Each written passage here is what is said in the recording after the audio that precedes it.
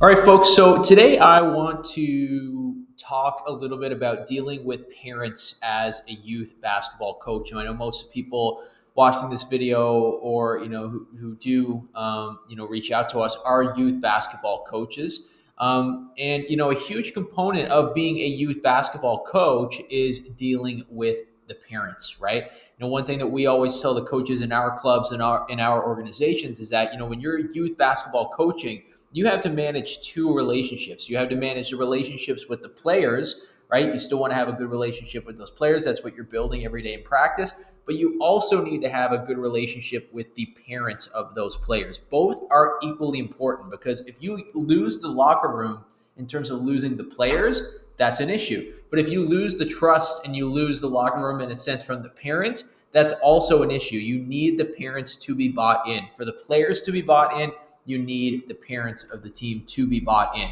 So what we're going to talk about today is how we can do that, how we can, really focus on, earning the trust of those parents, how to deal with parents of youth basketball teams.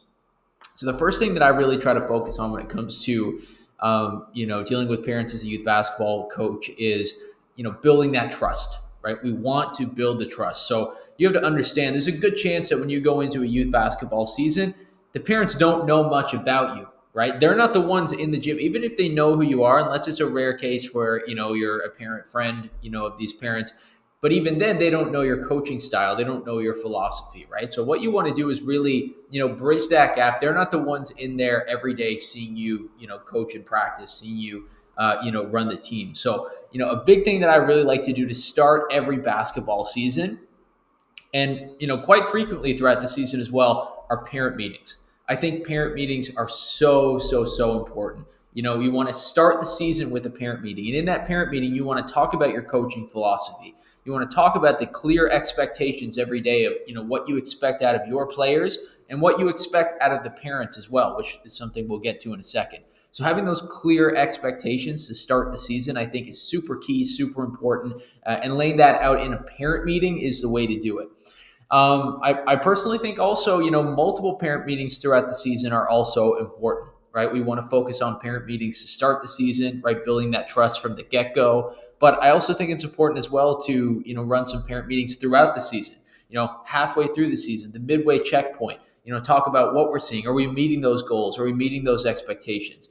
What are some things that we're seeing from the players that we need to improve on? What are some things maybe that, you want to address with the parents? Right? That's something you can bring to a year or a halfway through the season parent meeting. Another one is a year-end parent meeting, right? You want to talk about, did we reach those goals, the highs of the seasons, the lows of the seasons. So parent meeting, super important. I would suggest, running multiple parent meetings throughout the year. The next thing we want to talk about in terms of, building that relationship with the parents is, keeping them informed on, decisions about playing time, right? We really want parents to understand what your philosophy is going to be about playing time. And one thing that we know for sure when it comes to youth sport parents, that is really the thing they care about the most, right? Is their kid playing on the floor? How many minutes are their kid, is their kid getting on the floor? Those are things that a lot of parents want to know about. So it's really important that you communicate, your philosophy to them on how you're going to deal with playing time. Are you going to give an equal rotation and have all players play the same amount of time?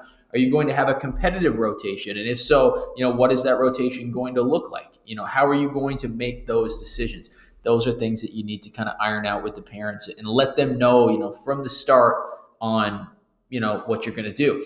The next thing I want to talk about, and it kind of relates to that, is coming up with a clear plan on how to deal with parent conflict. Now, this is a big one, right? Because as youth basketball coaches, we know that, parents, they're going to have an issue if they see something, right? If they, see that their kid's not playing and they feel like their kid is the best player out there on the floor, which most often is the case, which makes sense. They're going to tell you about it. And a lot of times that can be an uncomfortable environment for the coach, because at the end of the day, when you're coaching basketball, you're not a counselor, right? You're a basketball coach. So, this can create an uncomfortable environment, dealing with this conflict. And it actually is one of the things that, turns youth basketball coaches away from the game. So you want to come up with a plan on how you are going to handle conflict. Now, personally, this is what I like to do. This is what I tell our coaches to do in our organizations. And that is, to deal with everything off of the court, deal with everything offline, deal with everything 24 to 48 hours after it has happened. So one thing, when we started our clubs and we started our teams, we often see when there was a parent conflict when it came to a situation like playing time, or maybe it's not playing time, maybe it's something like that. We would see our some parents come up to our coaches at the tournament, at the game, where the coach is already heated, the coach is already off balance a little bit because they're trying to manage so many things at once, and really they're coming to a coach at a bad time, and they're yelling at the coach. They're really giving the coach an issue about playing time, or an internal conflict with the team. And at that time and in that environment, the coach just doesn't have the answers. I mean, how could you, right? You're in a tournament environment. You're probably running on adrenaline. We all know what those types of environments are like as a coach. You're really trying to manage, 8 to 12, 8 to 15 players. The last thing you want to hear in that loud gym is a parent coming at you, kind of just yelling in your face. So what we do in our organizations is we try to explain to parents. Again, the parent meeting is the outlet to do this, but we explain to those parents from the jump, okay, when there is a conflict, whether it's playing time, whether it's a team conflict, whatever that may be, don't approach us about this at the game. Don't talk to us about this at the game, right? Or at the tournament. Come to us offline. So we have a rule where it has to be 24 hours after the game or after the tournament that the parent does come to us, and explain these conflicts to us, right? Again, whether it's playing time or whatever that may be. So that gives our coaches, and this is why I'd recommend it as well, a clear head, a clear vision, some time to reflect on the situation. So they can really give a rundown on what happened and what their decisions were. But it also gives the parents some time to calm down a little bit, kind of ease out of their anger that they were probably in, during the heated environment of, a competitive game, right? So it kind of just helps everyone. It also helps the coach have a track record, right? Parents, it's very easy to kind of get into a he said, she said moment. You want to have all this documented. So doing it over email. Sometimes with our coaches, if we want to escalate it further, we'll do it on a Zoom call, or we record the Zoom call. These are all things that you can do. So, at the end of the day, you want to build that trust. You want to build the relationship with the parents, but you also want to have clear boundaries and clear expectations on how you're going to handle things, how you're going to handle playing time, how you're going to handle conflict, how you're going to handle anything when it comes to your team, and how, you're going to handle anything when it comes to dealing with the parents.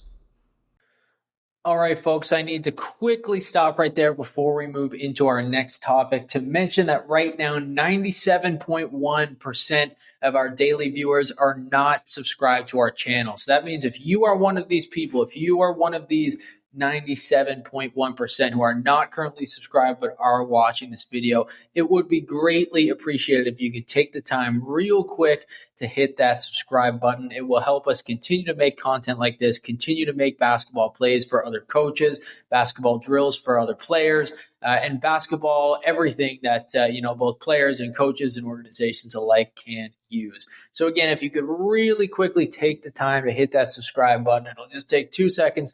It would be greatly appreciated.